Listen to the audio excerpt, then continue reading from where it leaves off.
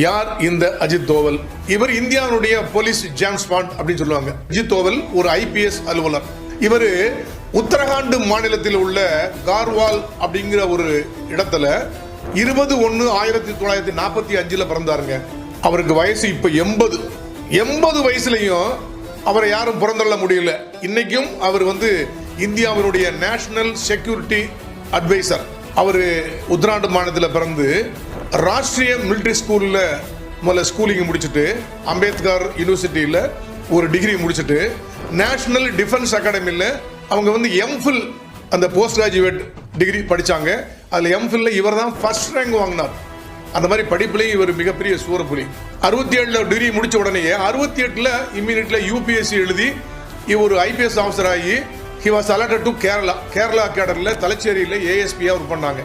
அங்கே ASP and SP ஒரு 4 வருஷம் ஒர்க் பண்ணிட்டு